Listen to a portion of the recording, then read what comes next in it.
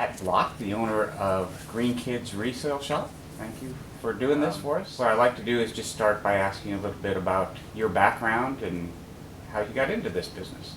Okay, well, I have another business that I run on my own, and we were at a slow period in that with that business. And my kids were young, and I was going to get. My son decided he wanted to try playing soccer, so I went to the used kids store in Round Lake Beach to get him used soccer cleats, since we didn't know if this was going to be a one-season thing or a lifelong love.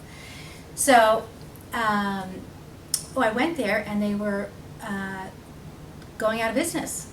And I had been shopping there for a few years for my kids, and I was shocked. So at the time, it wasn't necessarily a financial necessity for me to buy used items for my kids, but it just made sense to me. It was so much more fun to pay half the price and go buy new, and I loved it. So I've shopped there frequently, and I thought, what are people going to do who really need access to this kind of stuff? So because I was in a slow phase of my other business, I thought, well, I can do this.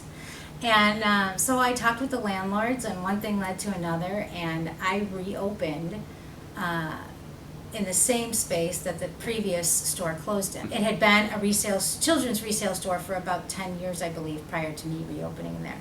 So we're completely separate. I have nothing to do with them, but people know of the place and would still come to the store thinking it was the old one, so it was a natural fit. Is that how it got the name Green Kids? Well, Green Kids we just wanted to have our own unique name, and actually my nephew Sean came up with that name. We just like the whole idea of green and being green and recycling, and that was the focus of the business for us, the whole idea of reusing and recycling. So Green Kids we thought was kind of a fun name and simple and got the point across. How does a resale shop work? Well, there's two different types. There's consignment, and actually there's three. There's consignment, there's resale, and then there's what I would refer to as thrift. Thrift is a place like Goodwill or a lot of the other church-related ones, Salvation Army. They get all of their items are donated to them, so it doesn't cost them anything, and they resell them. Consignment is where people bring in items, and once they are sold, the person who brought them into you gets a percentage of that sale price. We are what's called buy outright. So you bring items to us, we check them out, and we purchase directly from you items that we want to buy. Then it doesn't matter to you when they sell or whatever. We do the deal up front, we give you money for your items, and then our transaction is done. We get lots and lots of items, anything from clothing to books, toys, equipment for babies, maternity items, any kind of baby care item out there. We check for recalls, make sure things work properly. We test everything to the extent that we can, and make sure it's in good working order. What ages does the store serve? So maternity, and during pregnancy, we have a lot of pregnancy books and things like that. And then through the children through age about 8th grade, we go up to size 16 in clothes. So that's depending on your kid. That's going to get you to 8th grade, maybe a little into high school. Any of those kids, all school age kids. Now, do you do maternity clothes or just getting ready for the baby itself? We have maternity clothing. We have a full maternity clothing section. How does it work does somebody just stop by the store and say they want to give something? Do they have... Yes, we have, on our website, greenkidsresale-il.com, we have links to full guidelines that give specific information about the types of items and exactly how to drop it off. But it's pretty easy. Anytime we're open except Sunday. Sunday we do not take drop-offs. Other than that, anytime we're open, you can bring items in. We do have a maximum on the amount of clothing you can bring at one time, which is like 2 bags or 2 bins. And then you can bring a total of 4 items, 2 of which can be clothing. What's kind of your number one seller? If somebody brings it in, it sells right away. Oh, we have a number of things like that. Baby gates are big ones. mixer saucers that toddlers can sit in and move around in. Jogging strollers go quickly. A lot of the baby carriers go very quickly. Train tables. We have a lot of stuff that doesn't come that much, and when it does, it goes right away. Yeah. And you have an interesting thing on your Facebook page where you post. Tell us a little bit about Yes. So we use Facebook as a way to, we started just posting things here and there to give people an idea of the variety of things that we carry.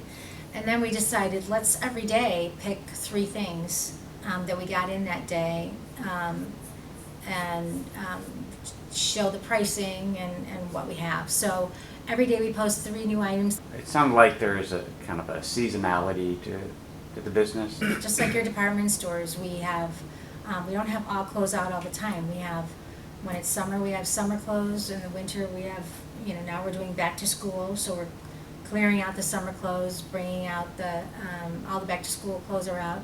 We're going to be getting our Halloween costumes out in a little bit here. We have tons of Halloween costumes. And then we'll bring out kind of the holiday wear and Christmas stuff and the really heavy fleece pajama kind of stuff. How soon before you switch into the next season should somebody bring something by? We buy all seasons all the time.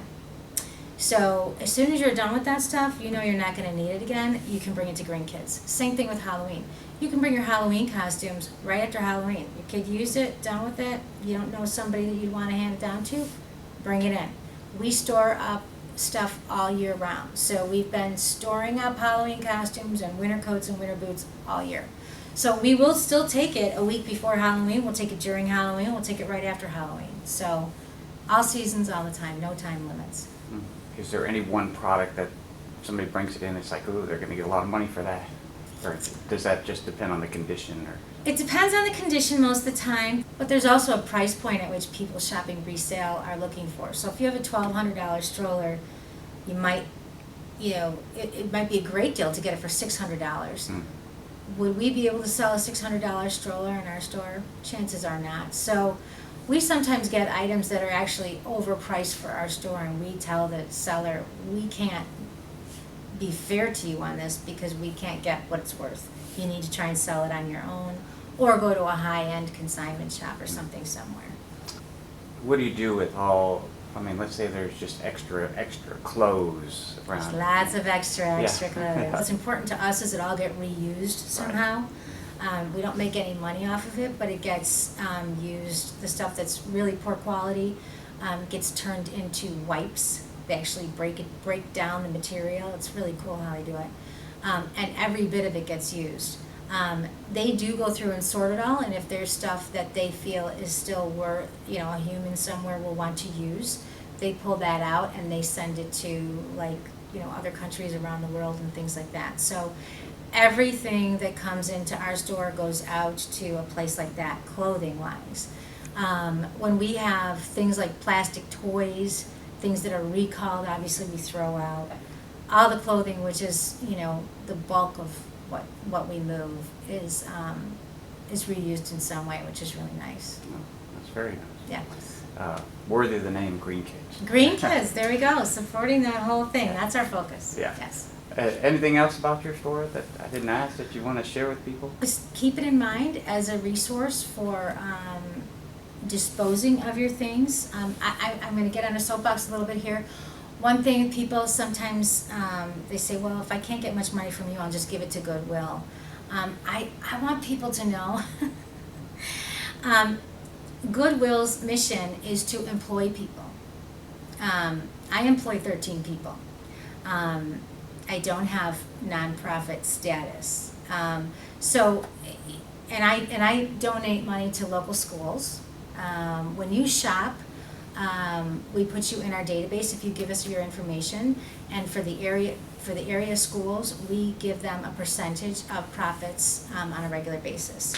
So we're doing a lot of good too, and it's not, your stuff isn't, you're not being like a better person or giving more by giving it to Goodwill rather than selling it to us for a small price. So that's a misconception that's out there that I try and correct when I can without sounding, you know, bitter or something. Yeah, no, I mean, that's good, because I know in our calendar you put, you know, that you give 3% to the schools. Yes, we're creating jobs as well. In the so, local community. in our local community. Uh, Yes. All right, thanks, Pat. Thank you very much.